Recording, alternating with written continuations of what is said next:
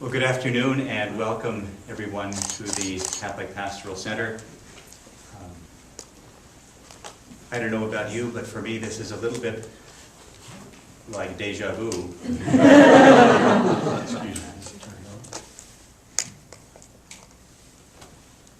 This is a little bit like deja vu. It was 14 months ago that many of us gathered in this same space, Archbishop Beltran, Monsignor Weisenburger, and myself,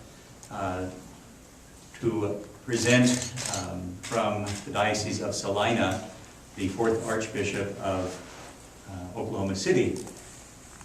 And here we are again at this time to announce and to introduce and present to you the 11th Bishop of Salina, our own Monsignor, now Bishop-elect Weisenburger. I don't think any of us were particularly surprised that the Holy Father would recognize, and none of the rest of us were surprised. But the timing is always, comes as a surprise, undoubtedly. But this is a tremendous affirmation. The outstanding priestly ministry that Monsignor Weisenburger has lived since his ordination as a priest for the Archdiocese in 1987. And he has served admirably in many different capacities within the Archdiocese. And through his ministry here, there is no doubt in my mind that he's extraordinarily well suited and well prepared for the pastoral responsibilities that he will be assuming in the Diocese of Salina. For me personally, I have been praying since the day that I was announced to come to the Archdiocese of Oklahoma City for a good and wise and holy shepherd to succeed me in the Archdiocese, in the Diocese of Salina. And I'm very grateful to God that He has chosen someone who I think truly fits those criteria. I can't say that I'm feeling quite as eager to let him go, but he will be missed by all of us. But we're very grateful to God for this call, which is clearly a sign of God's will. So I'd like to present to you Bishop-elect Edward Weisenburger.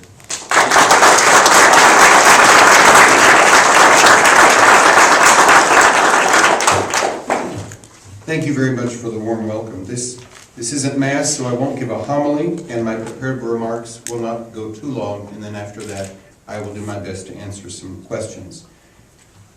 I really did not anticipate standing here and addressing you in this manner. The appointment to the Diocese of Salina did come as something of a surprise to me. I don't want to go into too much detail about my life. I think the media has my curriculum vitae, but I would like to explain my Kansas connection. Those of you who know me, and there are many here in the room who know me, know that I grew up primarily in Lawton, Oklahoma. After I finished high school there, I went on to Conception Seminary College, then on to the University of Louvain in Belgium. I was ordained a priest almost 25 years. But prior to that, when I was a very small child, my father was 30 years in the military as an officer, and when I was age 4 for 1 year, and again when I was age 7 for 1 year, he was assigned in Vietnam. He was a helicopter pilot. And as my mother was born in Catherine, Kansas, which is in the Diocese of Salina, and later moved with her mother after her father's death to Hays, Kansas, each time my father had to go to Vietnam, he would relocate us to my mother's hometown, which was between Catherine and Hays. And he knew that we would be safe and well provided for there, and we were indeed safe and well provided for there. It was a wonderful community, especially St. Joseph's Catholic Church there in town. I finished the first grade there and all of the second grade, and I still continue to receive a Christmas card from my first grade teacher, Sister Frances Rose Dinkle, who's now a retired nun at the Mother House in Fond du Lac, Wisconsin. All of that is to say that I have some wonderful family roots that reach back deeply into not only Kansas, but the Diocese of Salina. And so this is very much a new assignment, but it also has overtones of being a wonderful homecoming for me. The Diocese of Salina is celebrating its 125th anniversary. They're just a little older than our older sister archdiocese here in Oklahoma City. As Archbishop Coakley noted, I will be the 11th bishop there, following after Archbishop Coakley's very fine stewardship of that diocese. And having been there earlier in the week, I can assure you he's missed very, very much.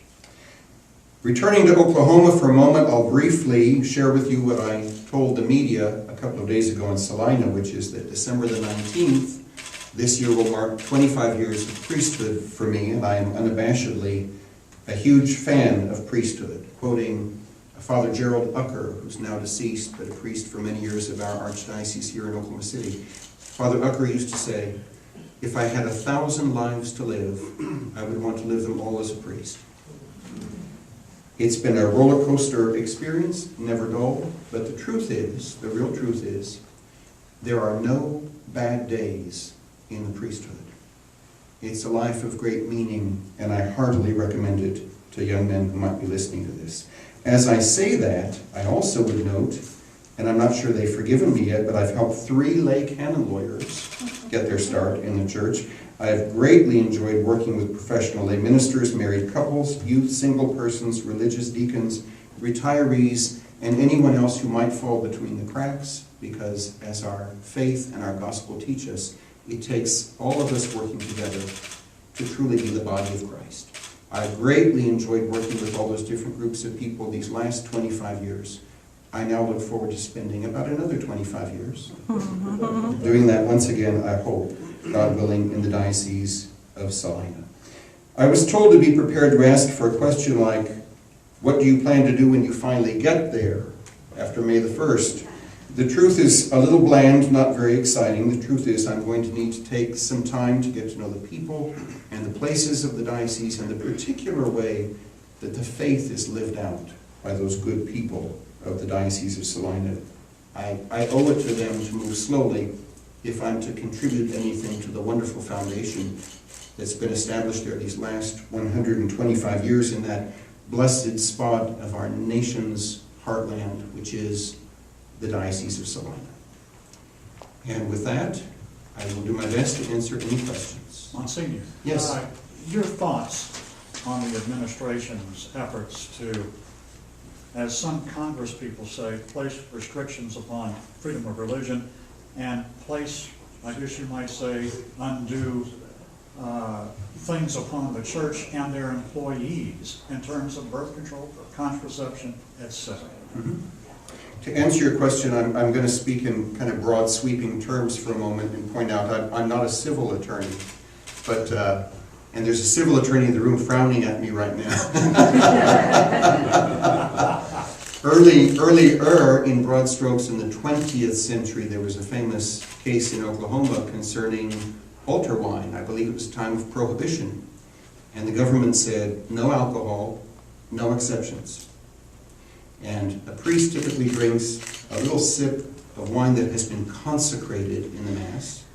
And that's an essential part to the practice of our faith. And so the case went, I believe, to the Oklahoma State Supreme Court, and the church was victorious. The state must not impose its will on our actual practice of religion. I think it's a little regrettable that this issue has been framed in terms of contraception, abortifacients,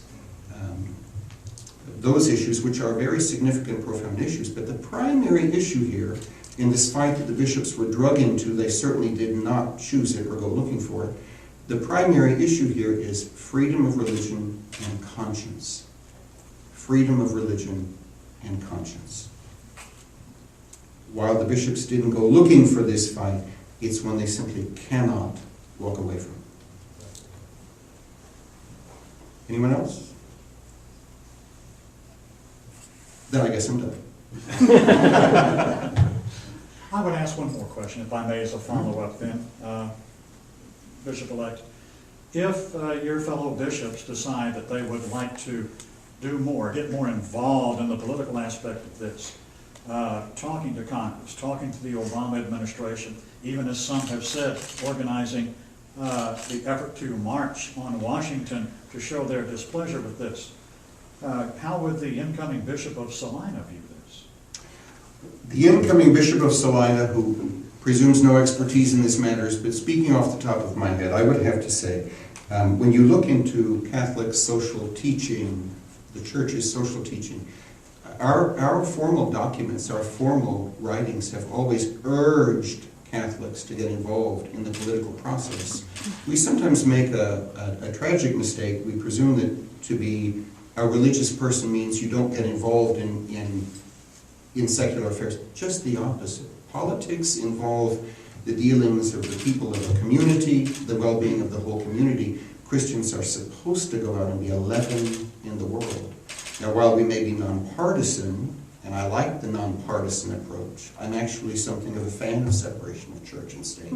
I don't really want the state to get involved in the exercise of religion. But I think we really live up to the gospel well when we don't just live out our faith in the church on Sunday for an hour. We truly become Christians when it affects every aspect of our lives, and we need to carry that out into the community. And as I said earlier, be a real leaven in society. Monsignor, have you chosen your motto yet? Oh, I was hoping you wouldn't ask. Still thinking. I'm working with the person who will be doing that, and I believe I have, and I think I've settled on Ecce Agnus Dei, behold the Lamb of God. And I've chosen that because in my thought, all the baptized, not just the clergy, but all the baptized, are called to point out Christ wherever he can be found. And in our culture, all around the world, but especially Western culture, we tend to look for meaning in wealth, power, youth, strength, affluence, money. And I think it takes the eyes of faith to point out Christ, to live Ecce Agnus Dei.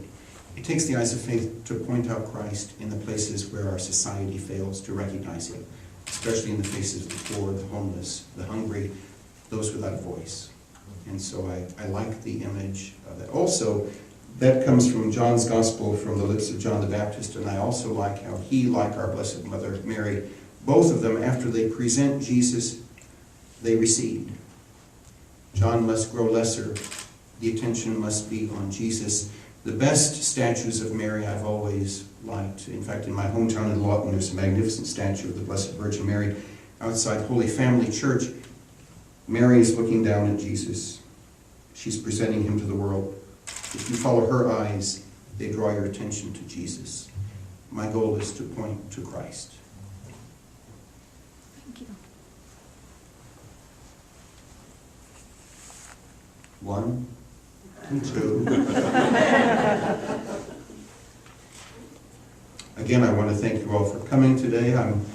It is a bittersweet moment to leave what has been my home for the vast majority of my life in Oklahoma, and the wonderful friendships that have been woven here into the fabric of my life over the last 51 years.